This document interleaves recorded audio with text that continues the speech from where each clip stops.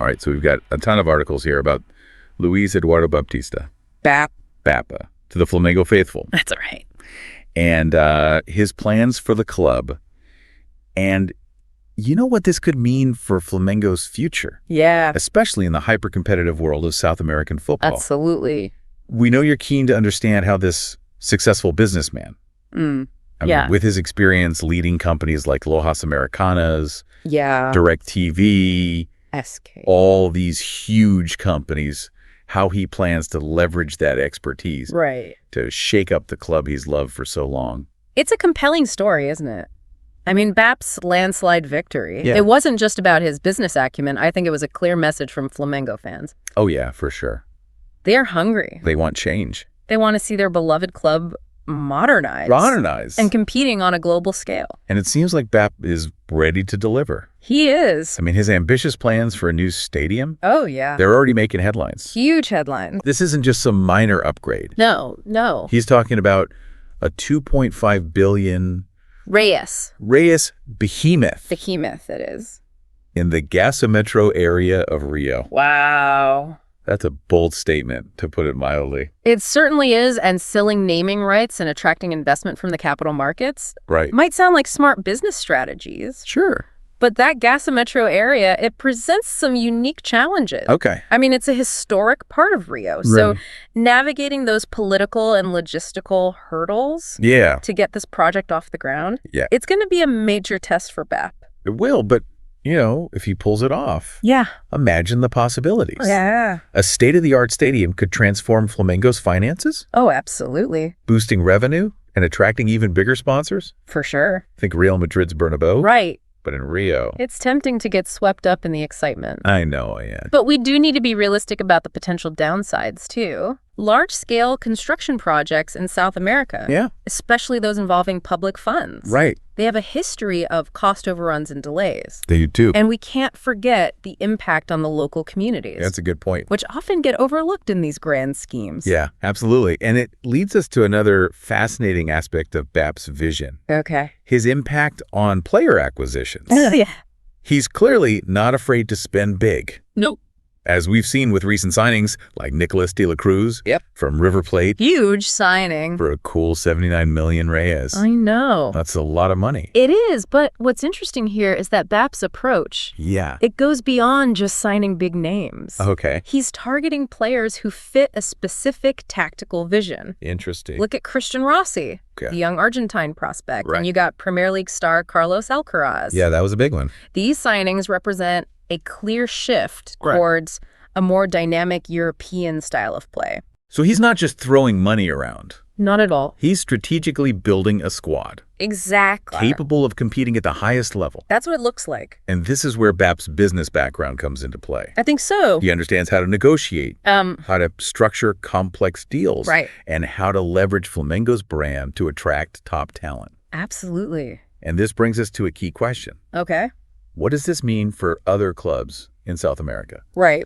Can they keep up with Flamengo's newfound financial might? Well, the landscape is definitely shifting. Okay. Teams like River Plate and Boca Juniors, who've traditionally dominated the transfer market, they are now facing a serious challenge. Wow. Even Brazilian rivals like Palmeiras and Atlético Mineiro, they're feeling the pressure. So it's almost like a domino effect. It is. Flamengo's ambition is forcing everyone to up their game. It is. And what about the smaller clubs?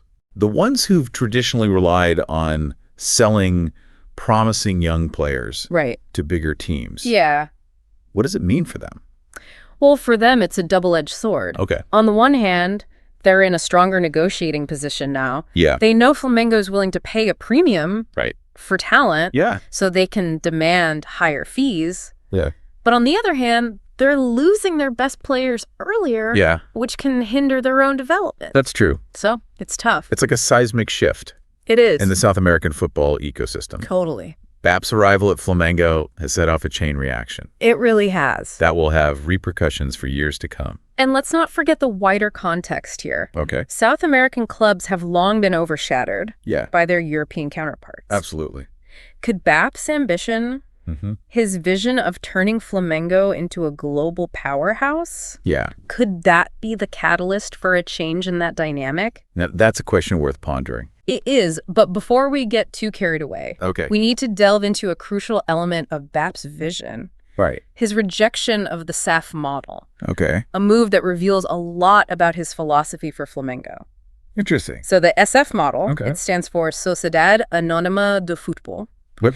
It's basically a way for clubs to become corporations, attract outside investment, and potentially streamline their financial operations. Like a publicly traded company. Exactly. And it's a model that's gaining traction in Brazil. Yeah, we've seen that. Clubs like Cruzeiro Botafogo. They've adopted it. They have. But BAP's been very vocal about his opposition to this model. He has. He believes it'll compromise Flamengo's identity as a club owned by its members. It's a cornerstone of their history and culture. A lot of people feel very strongly about that. So this is where things get really fascinating. I agree. BAP is walking a tightrope. Yeah. He wants to modernize Flamengo. Yeah. Compete financially with the European giants.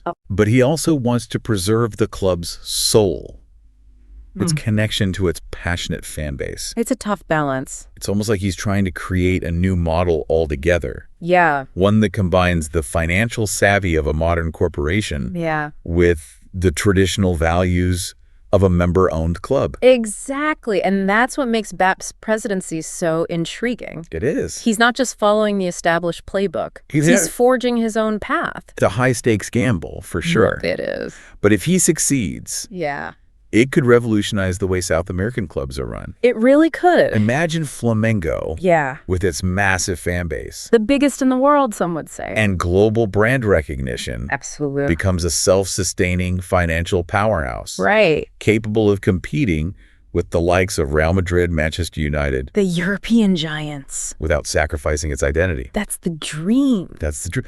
But let's not forget the challenges. You mentioned earlier the potential pitfalls of these large-scale construction projects. Oh, yeah, for sure. Even if the new stadium is a success, can BAP's aggressive spending on players be sustained in the long run? That's a great question. The South American transfer market? It's always been volatile. It has. Clubs often struggling to hold on to their best players. Right. As European giants come calling. With those big checkbooks. Yeah, exactly. Yeah. So even if BAP builds a world-class squad, there's no guarantee they'll stay together long enough. It's true. To achieve his ambitious goals. That's where the real test of BAP's leadership will lie. I think you're right. Can he create a culture of winning, a sense of belonging at Flamengo that will convince these star players to resist the allure of Europe? It's about more than just money, isn't it? I think it is. It's about creating an environment where players feel valued. Yeah. Where they believe in the project. Absolutely. Where they see a genuine opportunity to make history. You got it. He needs to build a dynasty. Yes. Not just a team of mercenaries. I like that. He needs to inspire a new generation of Flamengo legends. He does. And in doing so, perhaps inspire a new era for South American football as a whole. Wouldn't that be something? That would be incredible. Yeah. Yeah, it really makes you think, like, what could happen, you know? I know. All these decisions. It really does feel like we're watching, you know. A turning point. A pivotal moment. Yeah. So, okay, let's take a step back. Okay. And just sort of recap what we've talked about here in this deep dive. Right. Into BAP's presidency. Yeah. First, we've got this businessman. Yeah. At the helm of a historically fan-owned club. Right. That fiercely protects its identity. They do. You know, he's really trying to reconcile these two kind of opposing forces, you know, modernization and tradition. For sure. And he's launched these ambitious plans, right? He has. Like building a new stadium that could, you know, really change Flamengo's finances. Yeah. For sure. But like we said, there are a lot of challenges with these plans, you know. You got the political landscape. Potential for delays, cost overruns. The things that plague these projects. Oh, yeah, for sure. And then, of course, there's his approach to buying players. Oh, yeah. Which has totally shaken up the transfer market. In South America. Yeah. He's not just buying big names. Right. He's putting together a team that reflects, you know, his vision for how the game should be played. Yeah. And that's really interesting, I think. Yeah. For South American football as a whole. Yeah. You know, those big teams River Plate Boca Juniors. The traditional teams. Yeah, they're being forced to react. They got to adapt. They got to change their strategies. Flamengo's coming in strong. Yeah, with all that financial power. And even the smaller clubs, too. Yeah. Who need to sell their players. Right. To survive, It's a whole new world for them. It is. It's a new dynamic. And it's all happening. It is. While he's saying no to this SAF model. Yeah. That a lot of people thought was the only way. The only way. To compete with Europe. It's a bold move, for sure. It is a gamble. It is. But it's one that's based on understanding Flamengo. Yeah, their history, their culture. Their fans. Absolutely. And if it works, Yeah. it could be a new way forward. It could be a model for others. So I guess the final question is, what do you think Bap's legacy will be? Yeah. Will he be remembered? It's visionary. Yeah, the guy who brought Flamengo to the top. To the top of world football. Or will it all fall apart? Will his plans just crumble? Only time will tell. Only time will tell, but it's going to be fun to watch. It's going to be a wild ride, that's for sure. South American football is never dull. No, it's not. But with Bap leading Flamengo, it's going to be even more exciting. And with that, we'll let you go and keep following this story. Yeah. We've given you, insight. Some things to think of. Some context. Yeah, and now it's up to you. Yeah. To decide, where you stand. On the Bapre presidency. Right. And the future of Flamengo. Big questions. So until next time, keep exploring. Keep questioning.